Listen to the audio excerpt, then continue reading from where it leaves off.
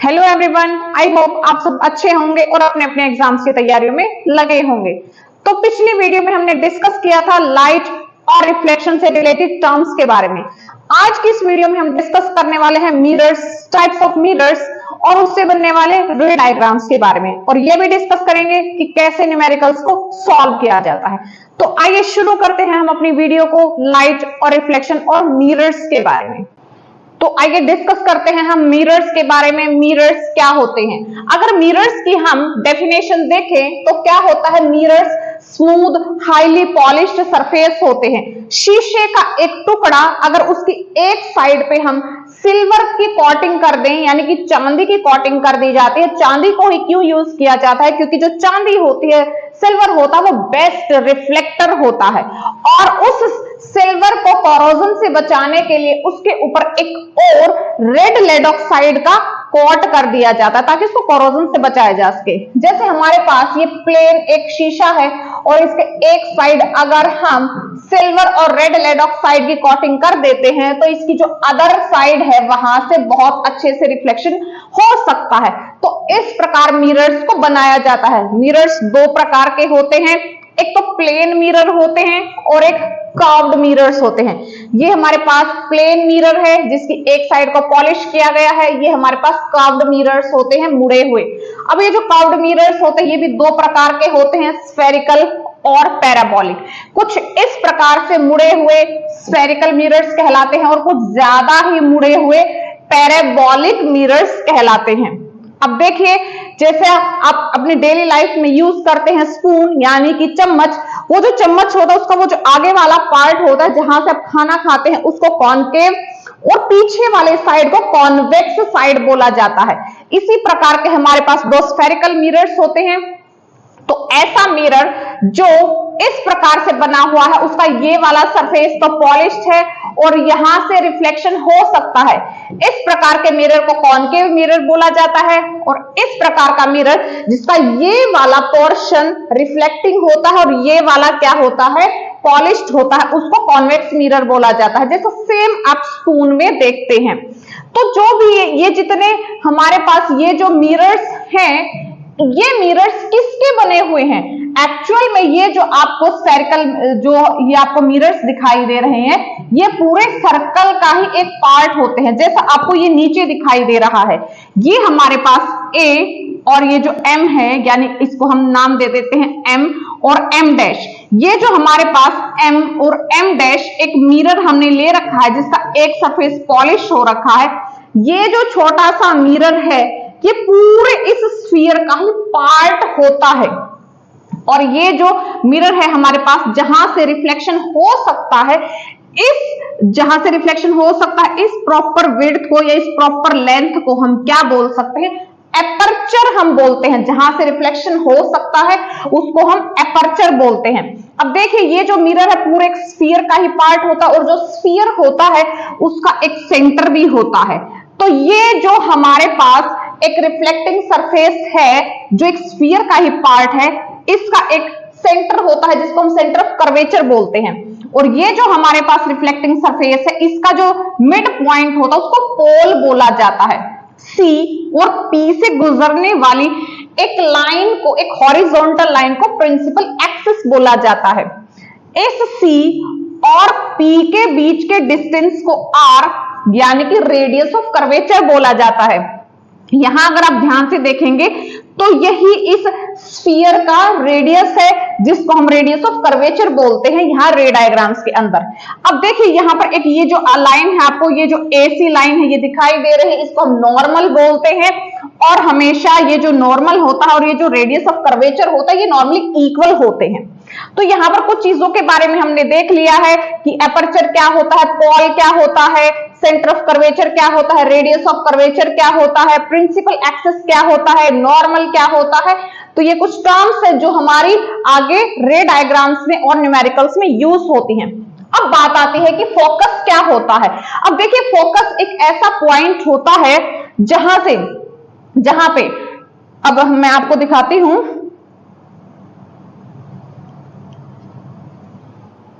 अब देखिए यहाँ पे हमने दो मिरर्स ले रखे हैं, कॉनकेव और कॉन्वेक्स मिरर, दोनों का ही हमने एग्जांपल ले रखा है। ये हमारा कॉनकेव मिरर है, ये इसकी पॉलिश्ड सरफेस है और ये इसकी रिफ्लेक्टिंग सरफेस है। ये हमारी प्रिंसिपल एक्सिस है।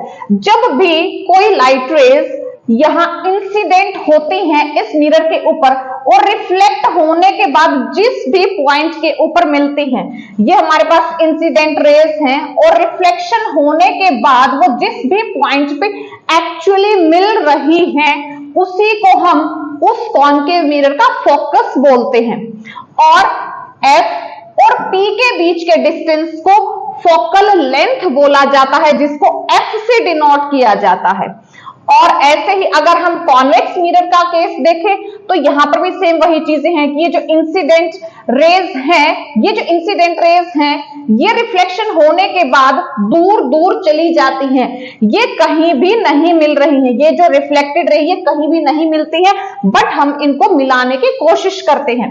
तो जब इन लाइट रेज को आगे बढ़ाया जाता है, ड्रॉ किया जाता है, तो ये यहां इस पॉइंट पे आके मिलती है और जिस पॉइंट पे आके मिलती हुई ये हमें दिखाई दे रही है उसी को इस कॉन्वेक्स मिरर का फोकस या फोकल पॉइंट बोला जाता है। और यहां भी P और F के बीच का जो डिस्टेंस है उसको फोकल लेंथ यानी कि स्मॉल f से डिनोट किया जाता है। एक बात ध्यान देने की जरूरत है कि यहां पर ये जो फोकस है ये मिरर के लेफ्ट साइड है और यहां पर ये जो फोकस है ये मिरर के राइट साइड में होता है। तो ये कुछ डिफरेंसेस हैं, ये आपको याद रखनी है क्योंकि यही हमारी चीजें हैं जो आगे काम आएंगी।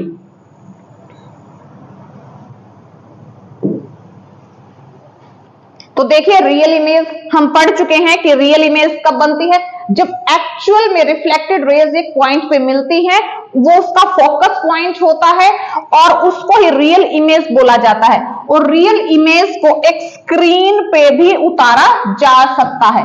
जबकि कॉन्वेक्स मिरर के केस में हमने देखा कि जो कॉन्वेक्स मिरर होता है उसकी जो रिफ्लेक्टेड रेज है वो एक पॉइंट पे कहीं नहीं मिलती है, लेकिन जब हम उनको एक्स्ट्रापोलेट करते हैं, जब हम उनको आगे बढ़ा के मिलाने की कोशिश करते हैं, वहां पे हमारी एक इमेज बनी है।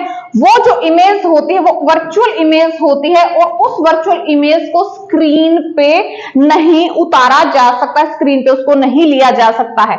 तो ये जो रियल और जो वर्चुअल इमेज के जो पॉइंट्स ये आपको ध्यान रखने, और ये जितने भी पॉइंट्स ये भी काफी इंपॉर्टेंट होते हैं, ये भी आपको ध्यान में रखने हैं। उसके बाद यहां पर एक इंपॉर्टेंट पॉइंट बनता है और वो इंपॉर्टेंट पॉइंट क्या है कि जो फोकल लेंथ होती है जिसको हम F से डिनोट करते हैं, ठीक है, उसका, और ये जो R है हमारे पास, यहां पर कहीं पे हमारी फोकस बनती है। और ये जो है हमारे पास, ये डिस्टेंस तो है हमारे पास R, और ये जो डिस्टेंस होता है ये होता है F। तो इस F और R के बीच में क्या रिलेशन होता है? जो F होता है वो R का हाफ होता है। अगर आपको ये न्यूमेरिकल्स दिया जाता है, क्योंकि एग्जाम के अंदर सिंपल फॉर्मूला बेस्ड न्यूमेरिकल्स ही पूछे जाते हैं, हमसे पूछ लिया जाएगा find out the focal length of this mirror, तो वहां पे F का फॉर्मूला क्या होता है? R/2। और इसके पीछे आपको यूनिट्स भी लगानी होंगी जो उस स्पेसिफिकली न्यूमेरिकल में आपको दी होंगी। ये इंपॉर्टेंट फॉर्मूला है, यहां से न्यूमेरिकल आपको पक्का एग्जाम के अंदर देखने को मिलेगा। उसके बाद हम बात करते हैं प्लेन मिरर से बनने वाली रे डायग्राम के बारे में, कि जो प्लेन मिरर होता है वो किस प्रकार से इमेज बनाता है। जो प्लेन मिरर होता है उससे बनने वाली जो इमेज होती है वो वर्चुअल होती है। एक तो क्या होती है? वर्चुअल होती है, और क्या होती है? जैसा जो ऑब्जेक्ट होता है सेम उसी साइज की वो इमेज होती है, लेटरली इन्वर्टेड होती है। अब लेटरली इन्वर्टेड का मतलब क्या होता है कि जब भी मिरर के अंदर हम अपनी इमेज को देखते हैं तो हमारा लेफ्ट साइड राइट में और राइट साइड लेफ्ट में दिखाई देता है। इसको लेटरली इन्वर्टेड बोला जाता है। और जितनी दूरी पे हम आईने के सामने खड़े होते हैं उतनी ही दूर हमारी इमेज भी मिरर के अंदर दिखाई देती है। अगर हम पास में खड़े हैं तो इमेज भी पास में दिखाई देती है, और अगर हम दूर खड़े हैं तो इमेज भी दूर ही दिखाई देती है। तो इस प्रकार से प्लेन मिरर के अंदर इमेज बनती है। इसको देखिए, हम देखते हैं अभी। कुछ इस प्रकार से प्लेन मिरर के अंदर इमेज की फॉर्मेशन होती है। जैसे इस प्रकार से ये हमारे पास क्या है, एक ऑब्जेक्ट रखा हुआ है। इस ऑब्जेक्ट से एक तो ये इंसिडेंट रे जा रही है, और जब भी कोई इंसिडेंट रे नॉर्मली या परपेंडिकुलरली जाती है तो वापस अपने उसी रास्ते से बाउंस बैक होके आ जाती है। और एक हमारे पास ये वाली जो है इंसिडेंट रिफ्लेक्टेड रे है, एक हमने ये रे ले रखी है और एक हमने ये रे ले रखी है।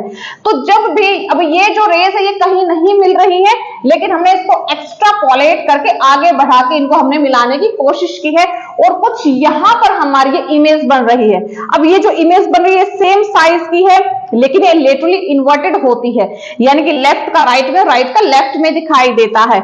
एक ये हमारी जो है वो स्ट्रेट है, सीधी है। जो सीधी इमेजेस होती है वो वर्चुअल इमेजेस होती हैं। तो प्लेन मिरर से कुछ इस प्रकार की इमेज आपको बनती हुई दिखाई देती है।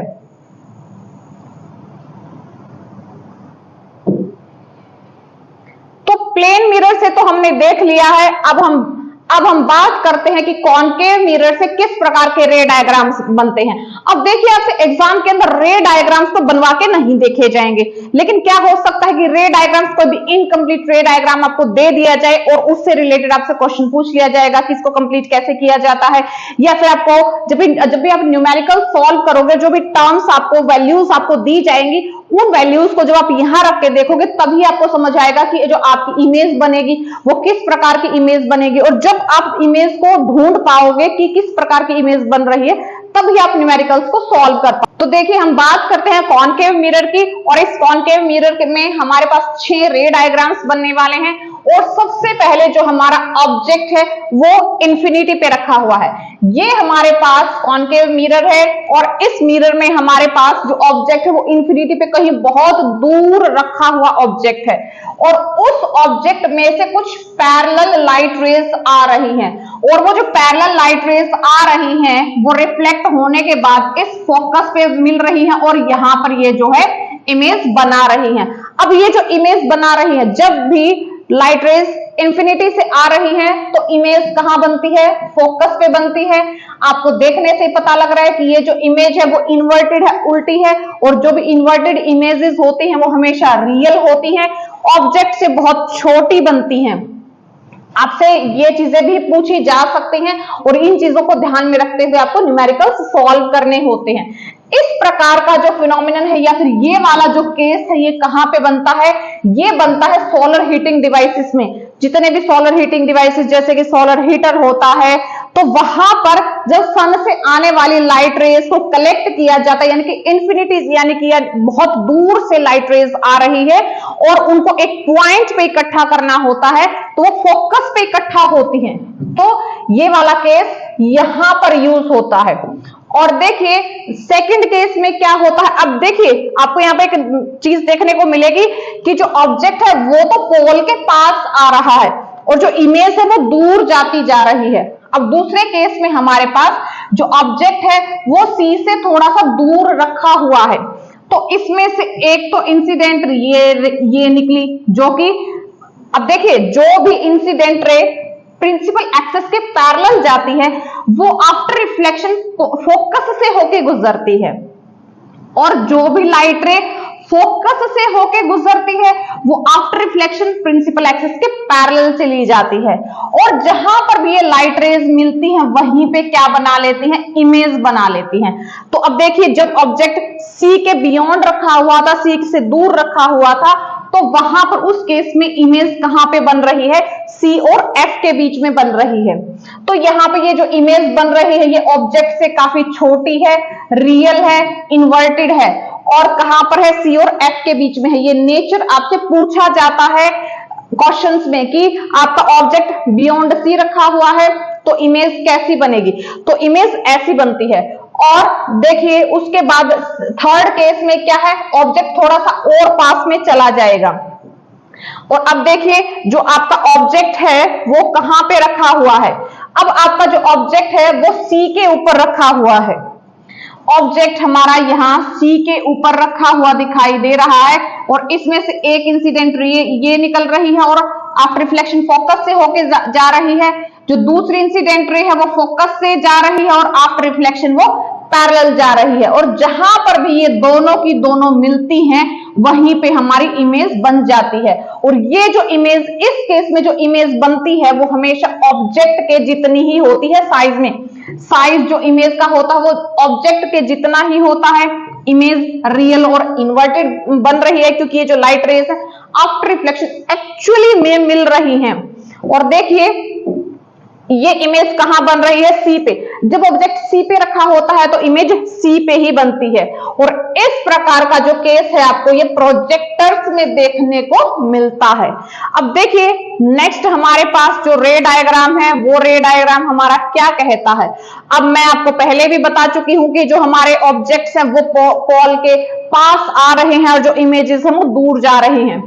हमारे पास फोर्थ केस में जो ऑब्जेक्ट है वो सी और एफ के बीच में रखा हुआ है। ये देखिए ये हमारा ऑब्जेक्ट है और इस ऑब्जेक्ट से एक तो इंसिडेंट रे ये निकल रही है और आफ्टर रिफ्लेक्शन ये ऐसे फोकस से होके गुजर रही है। दूसरी इंसिडेंट रे फोकस से होके गुजर रही है और प्रिंसिपल एक्सिस के पैरेलल जा रही है। और जहां पर भी ये मिल रही है वहीं पे हमारी क्या बन जाती है, इमेज बन जाती है। तो ये हमारी इमेज यहाँ पे बनी हुई है। अब ये इमेज आप देख सकते हैं कि ये इमेज आपको उल्टी दिखाई दे रही है। ये इमेज जो है वो रियल और इन्वर्टेड है, ऑब्जेक्ट से बड़ी है साइज में और कहां बन रही है, सी से थोड़ा सा दूर बन रही है। तो जितनी भी फ्लड लाइट्स होती हैं ग्राउंड में यूज की जाती हैं तो वहां पर सेम यही केस यूज होता है। जब भी ऑब्जेक्ट को फोकस पे रखा जाता है, अब देखिए ये जो ऑब्जेक्ट है ये फोकस पे रखा हुआ है। यहां पे आप देख सकते हैं कि जो हमारा ऑब्जेक्ट है ये फोकस पे रखा गया है। अब इस ऑब्जेक्ट से एक तो ये रे निकल रही है पैरेलल और आफ्टर रिफ्लेक्शन ये फोकस से होके जा रही है और एक हमारी ये जो रे है जो परपेंडिकुलरली रिफ्लेक्ट होके वापस अपने रास्ते से बाउंस बैक होके आ रही है। अब देखिए ये जो दोनों रेज हैं ये कुछ इस प्रकार से जा रही हैं और ये दोनों की दोनों रेज पैरेलल हैं। और आपको पता है कि जो पैरेलल रेज होती है वो इंफिनिटी पे जाके मिलती है, यानी कि हमें नहीं पता कि वो कहां मिलती हैं लेकिन कहीं तो मिलती होंगी। तो इस प्रकार से जब ऑब्जेक्ट को फोकस पे रखा गया है तो इमेज इंफिनिटी पे जाके बनेगी। वो जो इमेज बनेगी वो रियल और इन्वर्टेड होगी, साइज में बहुत बड़ी होती है ऑब्जेक्ट के मुकाबले। और इस प्रकार का केस आपको कहां देखने को मिलता है, कार की हेडलाइट में देखने को मिलता है। और लास्ट में हमारे पास केस क्या बनता है कि जब भी ऑब्जेक्ट को एफ और पी के बीच में रखा हुआ है, तो ये हमारा ऑब्जेक्ट रखा हुआ है, इसमें से ये लाइट रेज निकल रही है जो फोकस से होके जा रही है और एक रे ये मिल रही है जो यहां सेंटर ऑफ कर्वेचर से जा रही है। तो ये जो दोनों की दोनों रिफ्लेक्टेड रेज हैं ये बिल्कुल एक दूसरे से दूर जा रही हैं। तो ये दूर जाती हुई लाइट रेज तो कभी भी नहीं मिलेंगी और अगर ये नहीं मिलेंगी तो हमें इनको थोड़ा सा मिला के देखना पड़ेगा। तो जब हम इनको एक्स्ट्रापोलेट करते हैं तो ये हमें कुछ यहां पर मिलती हुई दिखाई देती है और यहां पर ये हमारी जो है इमेज बन जाती है। तो इस प्रकार की जो हमारे पास इमेज बन रही है वो हमने बनाई है। तो जो एक्चुअल में नहीं बनी और हमने बनाई है उसको वर्चुअल इमेज बोला जाता है। तो यहाँ पे जो इमेज बनी है वो वर्चुअल इमेज है, इरेक्ट है यानी कि सीधी है, साइज में ऑब्जेक्ट से बड़ी है और बिहाइंड द मिरर बन रही है। तो इस प्रकार का जो केस होता है वो मेकअप मिरर्स में या शेविंग मिरर्स में यूज किया जाता है। अब यहां पर कुछ इंपॉर्टेंट पॉइंट्स आपको दिए गए हैं कि जब भी कोई light ray, incident light ray principal axis के पैरेलली आती है in case of concave mirror, तो वो क्या होती है, आफ्टर रिफ्लेक्शन फोकस से होके जाती है। और अगर कोई भी लाइट रे फोकस से होके इंसिडेंट हो रही है मिरर के ऊपर तो आफ्टर रिफ्लेक्शन प्रिंसिपल एक्सिस के पैरेलल जाती है। और जो भी लाइट रे आपके सेंटर ऑफ कर्वेचर से जाती है वो बिल्कुल ऐसे बिना अपने सेम पाथ से बाउंस बैक हो जाती है। तो यहां से ये वाले क्वेश्चंस भी आपके एग्जाम में बनते हैं, ये तो बनते ही बनते हैं। नेक्स्ट अब हम बात करते हैं कॉन्वेक्स मिरर के बारे में। तो जो कॉन्वेक्स मिरर है यहां पर भी हमें कुछ इंपॉर्टेंट चीजों का ध्यान रखने की जरूरत होती है। और वो इंपॉर्टेंट पॉइंट क्या है कि जब भी कोई इंसिडेंट रे प्रिंसिपल एक्सिस के पैरेलली जाती है और रिफ्लेक्शन होने के बाद वो हमें फोकस पे मिलती हुई नजर आएगी। और दूसरा क्या होता है, a ray of light travelling towards C behind the mirror hits the mirror at 90 degree. और जो भी लाइट रे सी से यानी कि सेंटर ऑफ कर्वेचर से गुजरती हुई नजर आती है वो अपने उसी रास्ते से रिफ्लेक्ट होके भी जाती है। तो ये 2 पॉइंट्स आपको याद रखने की जरूरत है। आगे हम इन्हीं चीजों के ऊपर बेस्ड जो रे डायग्राम्स है उनको बनाने वाले हैं।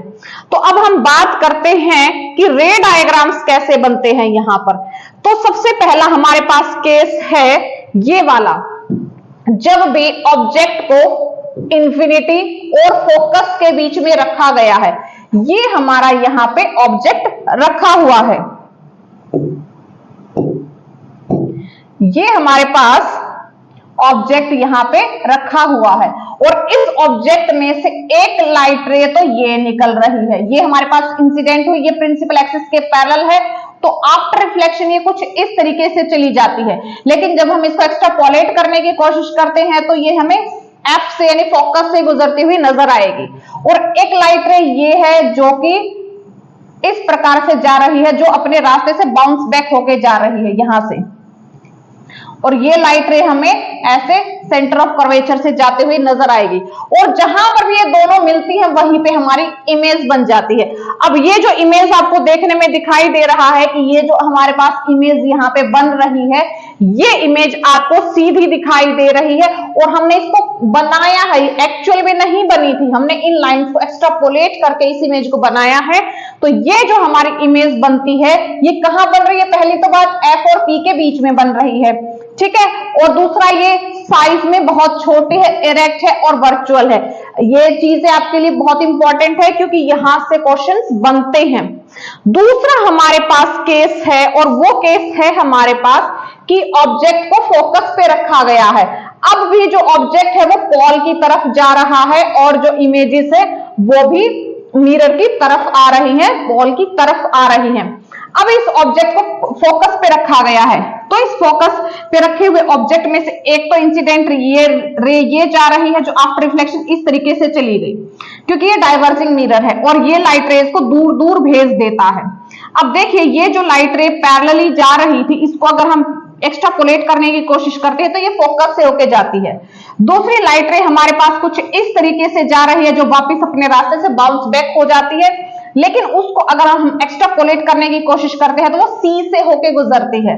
और जहां पर भी ये दोनों की दोनों लाइंस मिल रही हैं वहीं पे हमारी क्या बन जाती है, इमेज बन जाती है। अब ये जो इमेज है इसको देखिए, ये जो इमेज है ये सीधी बनी हुई है एक तो, ठीक है। ये जो इमेज है आपको दिखाई दे रही है कि ये सीधी बनी हुई इमेज है और अगर आप देखो इसको तो साइज में ये छोटी है और कहां बन रही है, बिटवीन पी और एफ के बीच में बन रही है। तो ये इमेज इरेक्ट है, वर्चुअल है और साइज में थोड़ी सी छोटी है इमेज।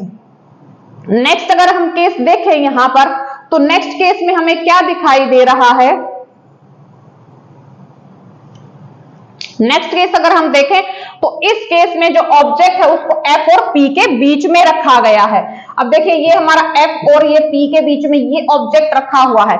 इस ऑब्जेक्ट में से भी सेम वही दो लाइट रेज निकल रही हैं और वो एफ और सी से होके एक्स्ट्रापोलेट करने के बाद जा रही है और यहां पर ये इमेज बन रही है। साइज में डिफरेंस देखिए कि जो इमेज का साइज वो काफी छोटा है और एफ और पी के बीच में इमेज बन रही है इरेक्ट और वर्चुअल इमेज।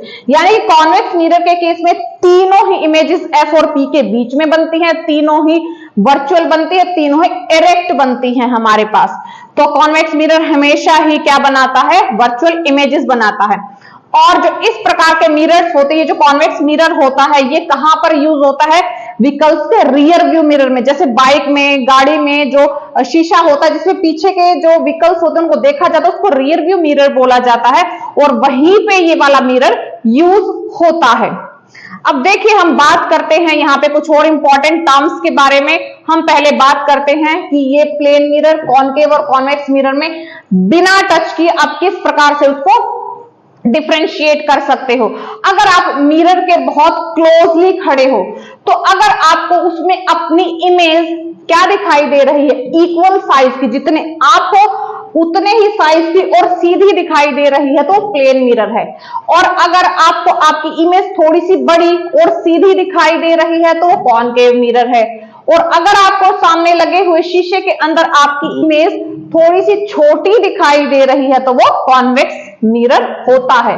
अब देखिए न्यूमेरिकल्स में आपको क्या ध्यान रखने की जरूरत है कि जब भी आपको कोई केस दिया होगा तो उस अकॉर्डिंग पहले तो आप रे डायग्राम बनाओगे, और जब भी आप रे डायग्राम्स बनाओगे और आपको कोई फॉर्मूला यूज करना होगा तो उसी अकॉर्डिंग उसके साथ आपको कुछ जो होते हैं साइंस लगाने होते हैं। तो अब आप देखिए वहां पर किस प्रकार से माइनस और प्लस के साइन लगाते हो। जैसे इस प्रकार से आपके पास ये एक मिरर है, तो मिरर के लेफ्ट साइड में जितनी भी चीजें रखी हुई हैं, जैसे ये हमारे पास एक कॉनकेव मिरर है, तो कॉनकेव मिरर के केस में इस साइड हमारा जो ऑब्जेक्ट है, ऑब्जेक्ट डिस्टेंस ऑफ यू से डिनोट करते हो, और जो ऑब्जेक्ट डिस्टेंस होता है वो हमेशा माइनस में होता है। इस साइड जितनी भी चीजें होंगी वो माइनस में होंगी, और इस साइड राइट साइड जितनी भी चीजें होंगी वो पॉजिटिव होंगी, यानी कि प्लस का निशान उनके साथ आएगा।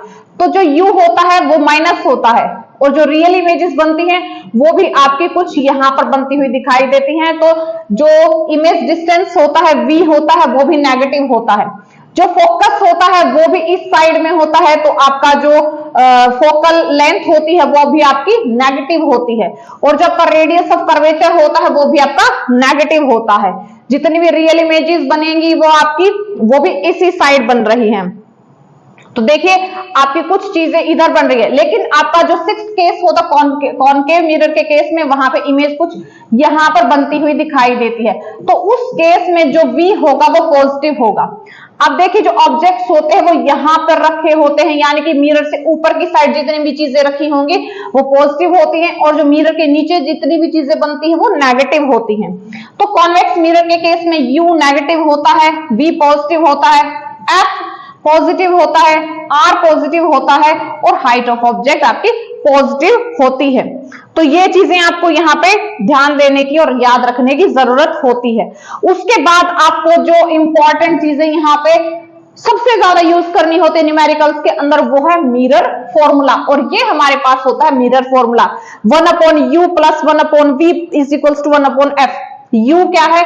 u आपका ऑब्जेक्ट डिस्टेंस होता है, यानी कि मिरर से कितनी दूर आपका ऑब्जेक्ट रखा हुआ उसको आप U से डिनोट करते हो, और मिरर से कितनी दूर आपकी इमेज बन रही है उसको आप इमेज डिस्टेंस बोलते हो, और उसको आप V से डिनोट करते हो। और जो फोकल लेंथ होती है यानी कि पॉल और फोकस के बीच का जो डिस्टेंस होता है वो आपका फोकल लेंथ होता है। बाय चांस आपको F नहीं दिया होता तो आप R से भी निकाल सकते हो इसको। तो देखिए अब आप इस फॉर्मूले के अंदर जब भी u और v को यूज करोगे तो उस u और v को उनके प्रॉपर साइंस के साथ यूज करोगे, और वो साइंस आपको यहां से पता लगेंगे। तो यहां से आप अपने इन तीनों में से कोई दो चीजें दी जाएंगी और तीसरी आपको फाइंड आउट करनी होती है इसको यूज करते हुए। अब देखिए नेक्स्ट हमारे पास क्या होता है, मैग्निफिकेशन। मैग्निफिकेशन का मतलब क्या होता है कि size of image upon size of object, यानी कि इमेज और ऑब्जेक्ट के साइज की रेशियो क्या है उसी को मैग्निफिकेशन बोला जाता है। और जो मैग्निफिकेशन होता है इसका फॉर्मूला क्या होता है, size of image upon size of object, या फिर height of image upon height of object. और देखिए एक और फॉर्मूला होता है distance of image upon distance of object. तो इसको हम m = -v/u, ये हमारे पास फॉर्मूला होता है। टोटल हमारे पास मैग्निफिकेशन के ये फॉर्मूलाज होते हैं m -v/u, m hi/ho, m i/o। ये आपको उस न्यूमेरिकल के दिए हुए केस के अकॉर्डिंग ही यूज करना होता है ये फॉर्मूला। अगर आपकी जो इमेज है उसकी हाइट ऑब्जेक्ट से बड़ी है तो अगर हम इस फॉर्मूले के अंदर रखते हैं तो हमारा क्या होता है, जो मैग्निफिकेशन होता है उसकी वैल्यू 1 आती है। अगर आपकी इमेज की हाइट ऑब्जेक्ट से बड़ी है तो मैग्निफिकेशन की वैल्यू 1 से ज्यादा आएगी। अगर आपकी जो इमेज की हाइट है वो ऑब्जेक्ट से छोटी है तो मैग्निफिकेशन की वैल्यू 1 से कम आएगी। और अगर आपका जो मैग्निफिकेशन है वो 1 से कम है, इसका मतलब क्या है कि जो इमेज है वो छोटी बन रही है, और अगर मैग्निफिकेशन 1 से ज्यादा है तो इसका मतलब इमेज का साइज बड़ा बन रहा है।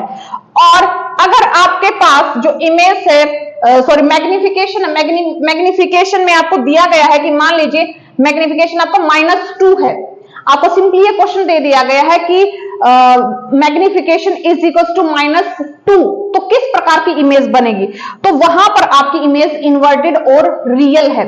और बाय चांस आपको ये दे दिया गया है क्वेश्चन में कि magnification is equal to +2, image किस प्रकार की बन सकती है? तो वहां पे इमेज इरेक्ट और वर्चुअल बनती है। तो यहां से कुछ इस प्रकार से ये बड़ा ही इंपॉर्टेंट टॉपिक हम यहां डिस्कस करें जो आपको 100% एग्जाम में देखने को मिलेगा। और ये बड़ी ही इंपॉर्टेंट चीजें होती है जो आपको याद रखने की जरूरत है।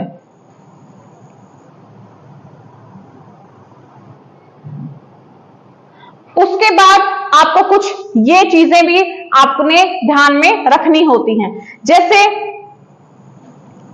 कॉनकेव मिरर और कॉन्वेक्स मिरर की हम यहां पर बात कर रहे हैं। तो कॉनकेव मिरर में U आपका नेगेटिव होता है, V नेगेटिव होता है, और जब वो जो वर्चुअल इमेजेस का जो V होता है वो पॉजिटिव होता है। F का नेगेटिव लेना होता है, R नेगेटिव होता है। O जो होता है हाइट ऑफ द ऑब्जेक्ट वो पॉजिटिव होता है, height of the inverted image वो नेगेटिव होता है, और हाइट ऑफ वर्चुअल इमेज वो पॉजिटिव होता है। अब कॉन्वेक्स मिरर की अगर हम बात करते हैं तो यहां पर U नेगेटिव होता है, V पॉजिटिव होता है, क्योंकि जो आपकी जो इमेजेस होती हैं वो मिरर के राइट साइड में बनती हैं। फोकल लेंथ आपकी पॉजिटिव होती है क्योंकि वो भी राइट साइड में होती है। R वो भी पॉजिटिव होता है क्योंकि ये भी मिरर के राइट साइड में होता है। हाइट ऑफ द ऑब्जेक्ट ये मिरर के अप साइड होता है तो पॉजिटिव होता है, और हाइट ऑफ द इमेज वो भी मिरर के अप साइड होती है तो वो भी पॉजिटिव होती हैं। तो इस प्रकार से ये चीजें आपको याद रखनी है, और इसी प्रकार से आप अपने क्वेश्चंस को एग्जाम के अंदर अच्छे से कर पाओगे। नेक्स्ट वीडियो के अंदर हम इसी टॉपिक से रिलेटेड न्यूमेरिकल्स के ऊपर डिस्कस करेंगे। आई होप ये वीडियो आपको अच्छी लगी होगी, आपके सारे कॉन्सेप्ट्स क्लियर हुए होंगे। Thanks for watching, all the best.